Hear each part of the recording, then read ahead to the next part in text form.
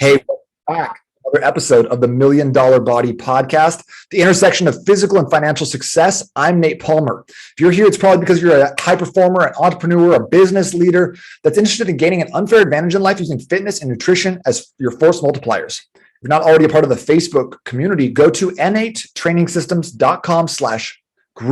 That's where we stream these podcast episodes every Wednesday. You can join in and ask questions. There's a lot of cool stuff happening. We are giving away a free six-pack secrets guide, the blueprint here. So if you want that, you need to be a part of the Facebook community. You need to drop me a note and say, hey, I want that. Otherwise, we're just going to jump right in because today we're talking about abs. And before we do that, I want to give a quick shout out to Joe. Joe has absolutely been killing it. And he's one of the guys that I think about when I think about how do you train abs effectively, because not only is he working on building a solid foundation, he's also needs this for, being a dad, being in really great shape, and then also like rolling Brazilian jiu-jitsu. So how do you have a six-pack or abdominals that are show and also go? You're not just got the abs on display, but you can't do anything with it. You have suffering from low back pain, that sort of thing. We want to make sure that your abdominals are functional and also help you look awesome. So first of all, why even bother? What's the point of having abs? Like why even would you even need them? I think there's four main reasons why you should train your abs directly. Okay, so number one, when you train your abs directly, what's going to happen is you're going to prevent a lot of low back pain. 80% of Americans have had or will have low back pain in their life.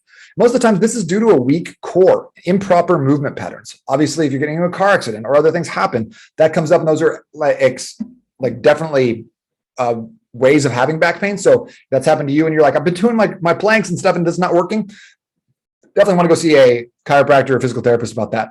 But for the most part, a lot of us, we have those phantom pains where we just wake up in the morning and we're like, oh, why did I sleep wrong? And now I'm in pain for 2 weeks. It's not good. It's not what we need. So I want to make sure that you have the tools to eliminate back pain. So by having a strong core and abs, you can prevent a lot of different issues that arise from haphazard movements and bulletproof yourself against the dreaded, I slept weird, now my back hurts for 2 weeks phenomenon, which is terrible. Number two, better core equals better posture. And I'm going to use the words kind of core and abs interchangeably here. When I say core, though, that's what we're talking about. There's all the muscle structures around the midsection. So everything that goes around the waistline. So you have your transverse abdominis, that's deep. We're going to get into that in a second. You go your internal, external obliques, those are going to be on the sides. And then your rectus abdominis is your six-pack muscle. So I'm just going to kind of use those words interchangeably, but I'm going to be talking about the transverse abdominis or TVA a lot more here in a second because I want to show you some cool stuff. Okay, so this is also, if you are just listening to it, you can actually check out the video on YouTube or in the Facebook community. But I'm going to be showcasing some videos and kind of making this more of a multimedia type of podcast. So if you're missing the videos, I'll just try to describe it to you as best I can. So a lot of shoulder issues, breathing pattern problems, and a lot of other maladies are caused by the awful posture we get from staring at screens, being on our phone, being on computers.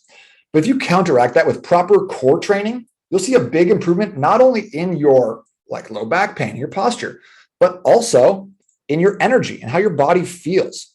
Plus, better posture makes you more attractive and more compelling. So if you're the type of person who likes to get shit done, this is a must. Number three, stronger abs, training your abs directly improves your strength and your performance. Your core and your abs are what essentially connect your lower body with your upper body. So if you're doing a sport where you need to be throwing a ball, rotating and hitting a ball, hitting tennis ball, golf ball, baseball, anything like that.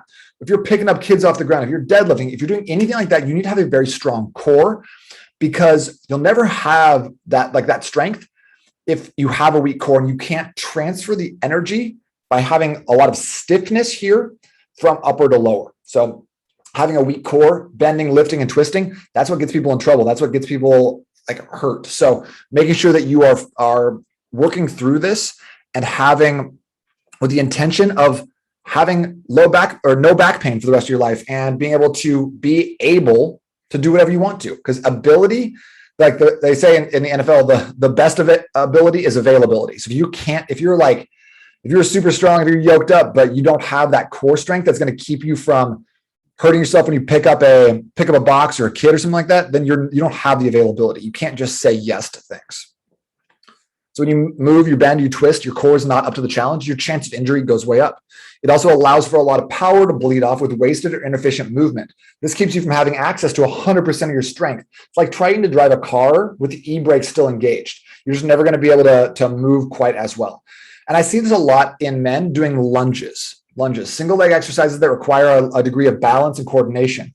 So most of the times when I get someone brand new and their legs are capable of, let's say doing 50-pound dumbbells, 100 pounds total, okay? And their legs can do it. It can stand up to that.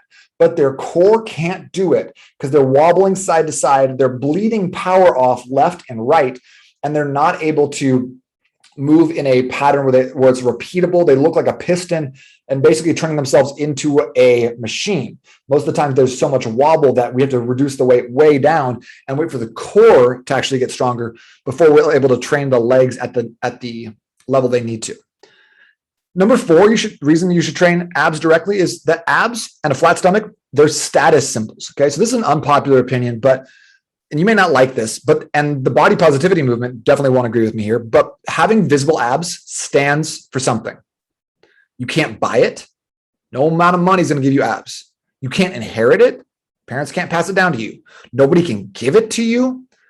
Having abs is a symbol of discipline, of hard work, and consistency, which I think are some of the primary things that I'm looking for in people who are very successful. It seems like these are the common denominators of people who excel in life. Discipline, hard work, and consistency. And beyond feeling confident, getting a boost to your self-esteem, you're also showcasing the standard you set for yourself on a regular basis. If your standard is, I have visible abs, or I always have a flat stomach, and that's just where you draw the line, there's nothing that can come between you and that standard you set for yourself, that means you are built different. You are not average at that point. You are setting yourself to be calling yourself and pulling yourself to a higher standard. And that bleeds into every other area of your life, into your relationships, into your work, into your finances, into your parenting, everything. So I would like to if you've always wanted to get a 6-pack, if you've always wanted to have a flat stomach, and you haven't been able to achieve it yet, I'm calling you right now to work on this. If you're an adult, you have not been in the best shape of your life since you've been like 25, 30, it's time. Right now is the time. Let's get in the best shape of your life right now and see what it does for every other aspect of what you're going through. Men need to get in the best shape of their life as adults. You can't say that if you're constantly referencing how much you could lift in high school or college. It's the time to get in incredible shape. If you're an above average person living an above average life, you won't get there with an average physique. Think about that. So I would definitely, now I want to get into a couple different advanced techniques, 2 advanced techniques, and I want to talk about the 3 exercises that men should do in order to build blocky abs. So a lot of times when we're talking about abs, we're talking about, okay, abs are made in the kitchen, right? Not necessarily true. Abs are made in the gym. Abs are made with hard work, consistency, and discipline. They're revealed in the kitchen by what you put into your body or don't put into your body is more often the case. You can reveal that by pulling away fat.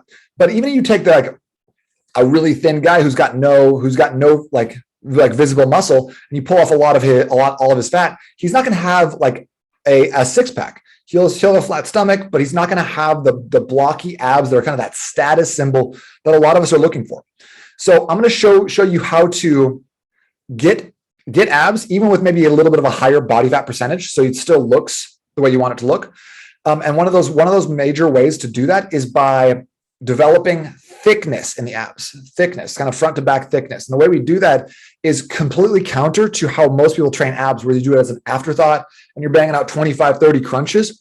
We're going to train our abs like any other muscle. We're going to get stronger with them. We're going to hold those contractions. We're going to hold the squeeze. We're going to make sure that every rep counts. And we're going to train them in a muscle building rep range, which is kind of that 8 to 15 range. Okay. So if you're constantly doing 25, 30, 50 reps of things like that, and you wonder why you don't have the set of abs you're looking for, let's talk about that today. So number 1, I want to talk about antagonistic inhibition. Okay. AI. Antagonistic inhibition, because most people, when they're training their abs, when they're doing crunches, when they're doing sit-ups, when they're doing bent over crunches with a cable, they're actually training their hip flexors.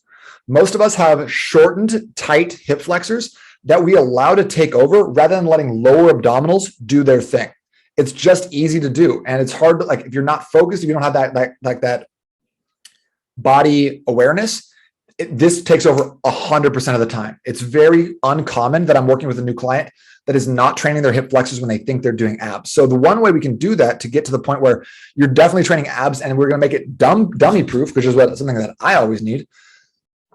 So like if you go into a workout and you're super tired and you don't have it dummy proof, like the chance of you taking the easy way out, really, really high. Your body's just going to gravitate towards that. So antagonistic inhibition is a great tool, because if you think about this, your biceps and your triceps are antagonists. They do different things. Biceps flex the arm. Triceps extend the arm. So you cannot flex them both at the same time. If I'm flexing my tricep, my bicep is in a forced relaxation. It's a forced little yoga session. If I flex my bicep, my tricep is forced to relax. I can't have both of them on at the same time. They're antagonists.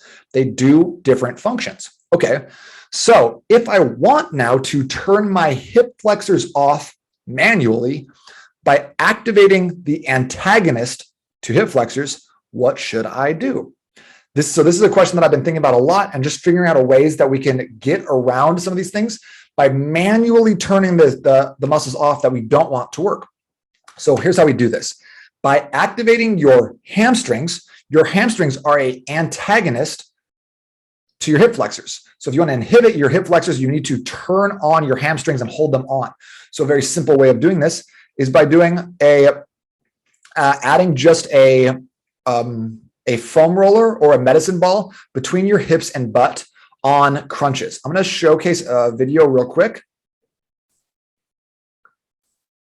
as we go through this. So as you see, I'm doing a they actually end up doing a rope crunch here in this video, and I put a foam roller between my butt and my heels. And I'm pulling my heels towards my butt, and I'm pushing my butt down towards my heels. So I'm really squeezing that foam roller. When I do that, my range of motion isn't even that big when I'm doing the reps. I'm going to be just doing a small range of motion, driving my sternum close to my pelvis. So trying to get like the middle of my chest as close to my pelvis as possible, holding that there for a dead stop or like 2 seconds, and then coming back up. It doesn't have to be very crazy to do that.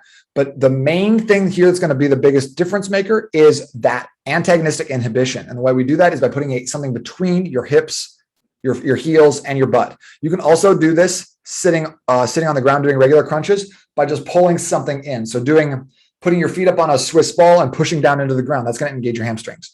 Putting a block between your hips and your hips and your heels. And that's going to engage your hamstrings. As long as you're bringing your heels towards your butt and pulling, like even just pulling your heels into the ground can be very helpful here. That's how we do antagonistic inhibition. That's advanced technique number one that most people don't understand. And this would save them so much time and energy if they were able to nail this. So, and if you're like, I think I get it, I don't quite get it, then make sure you get a copy of this six-pack secrets guide that I'm putting out. Just drop a note in the group or join the group and say, hey, I want that six-pack secrets guide. Again, that group is at n8trainingsystems.com/group.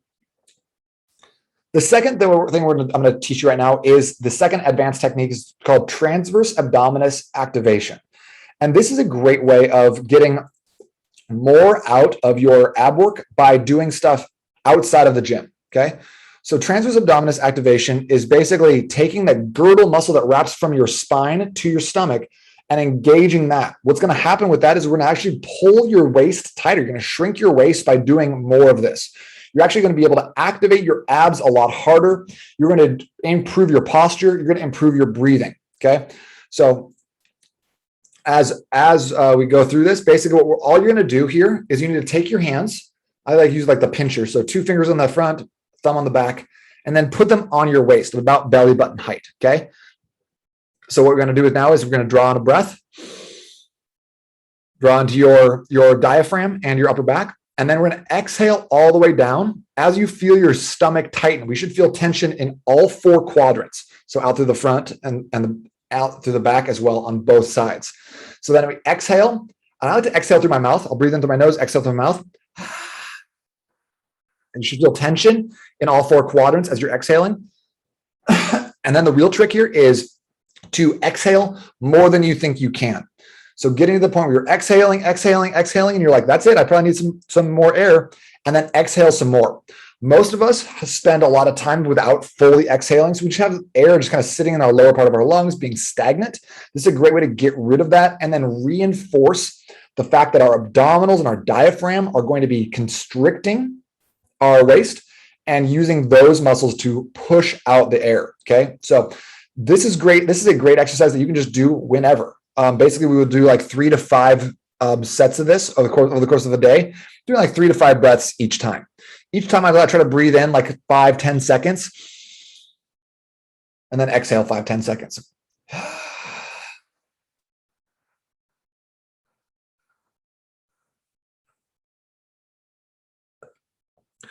Whew. That should feel really interesting, especially if you can keep all 4 quadrants of your midsection tight the entire time. If you feel anything lapsing, your transverse abdominis has turned off, your TVA is turned off. So this is an amazing exercise for posture, amazing exercise for low back pain, and a great way to get out of low back pain if you're dealing with that currently. The last note on this is that if you're like, man, I don't even know when I'll do that. When I'll have time. Do this in the car. This is a great thing to do when you're at a stoplight, when you're waiting for something, or if you're driving, but be careful, right? Make sure being careful is very important here. So hitting that transverse abdominis is the second advanced technique that's going to allow you to work on that 6-pack, even if you're not just at the gym. The next thing I wanted to showcase was 3 exercises and the proper sequencing in order to really build those chunky, blocky abs that are going to be revealed, even if you have a slightly higher body fat. So like a lot of times people say like, oh, you won't see your 6-pack until you hit about 7 or 8% body fat. I think you can get there at 10 or 12% body fat if you're doing the right exercises ahead of time. So here's a lot of this is largely based on genetics too. Like you'll see, like I had a client one time who said his abs were uneven. So like rather than being like the kind of the Zac Efron 6-pack looking like super, super crazy, his were offset. And so what he did was he let his abs go, i.e. ate more food until they were covered up with a layer of fat. And then he was going to redo them, which is one of the craziest things I've ever heard, because your abs and their shape are genetically predetermined. Some people have these little thin, like perfectly like symmetrical abs. Some people have the more ravioli shaped, like blocky off-centered abs. Some people, you're never going to see that bottom lower left ab. Some people are going to see that, at 13, 14% body fat. So genetics play a big role here. So if you're like, oh, my abs don't look like so-and-so's, it's okay. Do the best with what you got. Okay. And if you need some more support, let me know. So let's talk about the 3 exercises and the proper sequencing for each one. The first thing that I wanted to talk about is the lower abs. We need to train the lower abs first. And there's 2 different ways. There's 2 ways to do this that I think one's the easier way and one's a harder way. So I'm going to show you the harder way first. So this is going to be a knees to elbows exercise. So hanging, and I prefer an underhand grip or a neutral grip, palms facing each other here, because you want to let your upper body rely a little bit more on your biceps as you pull up. From here, we want to make sure there's an extension in your back, a big stretch in the abs. And then we're going to lift up and actually rotate our pelvis so that our knees come up and run into our elbows. Okay. So it's not just a leg lift, because the leg lift, again, that's a hip flexor move. But if you can get your pelvis to rotate at the bottom first thing, that's what's going to get you to that next level. That's what's going to get you to start actually seeing the results and feeling them. Okay, so this will be easier to see when I show you this next one on a bench reverse crunch. Okay, so again, we're going to start off laying on our backs. You can do this on an incline bench. It's going to be a little harder. Flat bench is going to be a little bit easier. Hold on to that bench behind you, behind your head. And then we're going to keep our knees slightly bent and then lift our knees to our elbows, focusing again on the pelvis rotating first rather than a straight leg lift. So as the lovely test subject here comes up, you can see that the beginning stages, it's a little bit of a leg lift, but we're not even going that far down. So like going about right there. And then we start coming up. This is hip flexor, hip flexor, hip flexor, hip flexor. And once we get to about 90 degrees with the knees and the torso, you start to see that the pelvis is the one that starts moving. It stays locked in about that 90 degrees, but the pelvis is going to help with the rotation. So the pelvis lifts up off the ground. The knees The knees and legs stay in the same position, but we're really lifting and rotating from the pelvis. And if you've ever had a issue doing this, then one easy way to make sure that you're in the right position is take a really light medicine ball, pound, 2 pounds, 3 pounds, and put it between your knees. So you get a little bit of a squeeze. It's not going to give you quite the same. It's not going to quite inhibit your hip flexors, but it'll help put the focus back on the pelvis because you're going to need to rotate that ball up rather than just doing it like lifting your legs. So that's one way to make this happen. So what we're starting off with is we're sequencing this and we're doing a lower abdominal focus. So either a knees to elbows or a reverse crunch on a bench. That's the way we're going to start. The next exercise we're going to do is we're going to start hitting more of an upper ab focus. Okay. And this is going to come, upper ab is going to come from the crunch. It's going to come from a sit up. It's going to come from like, anything where you're kind of flexing your torso forward rather than lifting your pelvis up. So I'm going to show you right now is we're going to do the rope ab crunch, or you can do a banded ab crunch as well using a band. Either way is fine. I think the band actually gives you a nice resistance profile because as you get down to the bottom, it gets even harder when you get the strongest. So I'll show you this, and then you can utilize the antagonistic inhibition, the AI technique on these really well. This is a great way to get more out of your crunches by using that AI. In this video I'm showing, I don't have that because I wanted to show you how you could do it either way. But here's what it looks like in practicality. So grabbing the rope up here, pulling this down, you're going to see there's going to start to be an arch in the back a little bit, a slight arch here. And then as we pull down, again, we are crunching the sternum, the middle of your chest, that little divot there, trying to get it as close to our pelvis as humanly possible. So it's not about bringing your knees to your elbows. It's not about bringing your head down. It's not about where your arms end up. It's all about the right in here, the sternum, and how close you can get it to your belly button, your pelvis. As we release, we're going to come up nice and slowly. Again, kind of work into a little bit of an arch here. Stretch the abs in front, arch the back, and then pull straight back down. Elbows come down, give it a big crunch. And again, if you're like, I don't understand what you're talking about at all, the video will be available for you on YouTube. You can check out the training in the group, the Million Dollar Body group, natrainingsystems.com/group. Make sure you join us there. It's also going to be easy to see the difference here if you check out that 6-pack secrets guide that I want everyone to get a chance to have. So we talked about 2 exercises. We've done the lower abs. And by the way, y'all, we can't just do lower abs. We can't just do upper abs. They're all involved to an extent, but we can prioritize where the focus goes. And that we're going to do that through specific exercises and doing the right sequences. So I love the lower abs first. Those are the hardest ones for most people to train. So if we do them first, you're going to get more out of them. They're going to be easier. If you try to do lower abs after you do these other 2 exercises, you're going to get 1 or 2 good reps and you're going to start using your hip flexors. Again, so it's proper sequencing is key. And again, this is going to all be in the 6-pack secrets blueprint here. So check that out. The last exercise we're going to do is an isometric movement. If you're like, okay, that sounds good, then good. I'm glad to hear that. And if you're like, wait, isn't an isometric a hold? And how can it be an isometric movement? That's a great question. And I'm super excited to talk about it because with this movement, we're going to be doing an ab wheel rollout. And there's a lot of different ways to do them. You can do them from your knees. You can do them standing. You can do them with a band. You can do them on an ab wheel. You can do them on a little rolling dolly, ab dolly. Those are all good options. I'm going to show kind of the most basic way of doing this. So as we do these ab wheel rollouts, what you want to do is generally have something on your knees, makes it a little bit easier. Then to start, before you even get started here, we want to make sure that we're kind of in a triangle position. So in this one, my hips are a little bit elevated, but what you'll notice is that we go down, this hip position stays locked here the entire time. I could probably have my hips a little bit farther forward in this, but either way, it doesn't matter because I'm staying locked and I'm not pulling the hips back. There's no movement across the torso. The only movement you're going to see is coming from the shoulders, okay?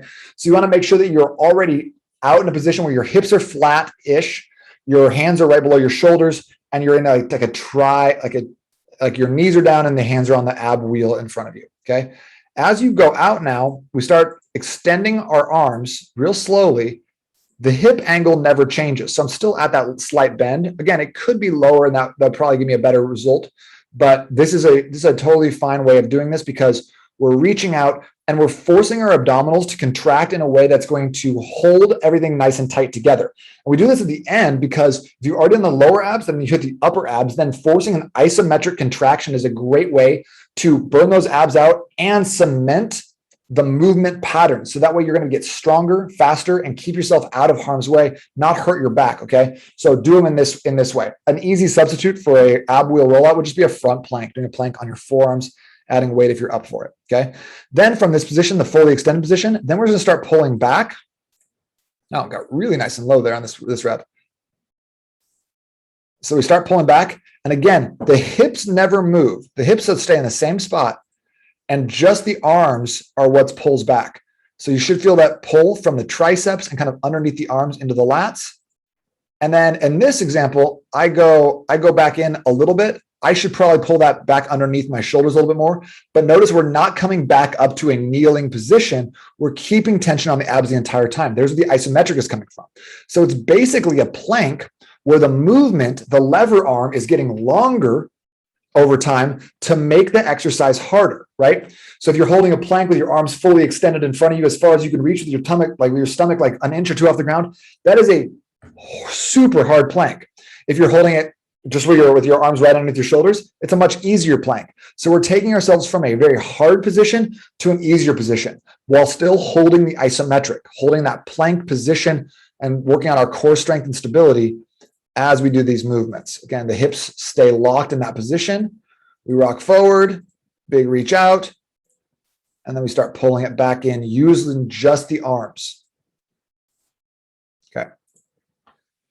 So in conclusion, the proper sequencing here is going to be starting off using, like I would probably do your transverse abdominis activation early on. That's going to help you get locked in for these other exercises. Then we're going to go right into a knees to elbows. Then we're going to do the AI rope crunch, the antagonistic inhibition rope crunch. Then we're going to go into an ab wheel rollout or plank. Okay. You should be able to, in that ab wheel rollout, take a punch to the stomach at literally any time during the movement. Okay. So the last thing I wanted to go into is just like ideas on how to train your abs. A lot of people will think, oh, we should train abs every single day. You don't need to train them every day. Just like any other muscle, they need time to recover. So training them 2 to 3 times per week after your workouts, great option. You still want to, again, avoid those ultra high reps, 25 plus reps. Sets of 8 to 15 are ideal here. Focus on getting stronger over times. And then the last thing about abs is that, like I said, if you want to reveal your abs at a high level, nutrition has to be fundamental here. You have to have this nailed down.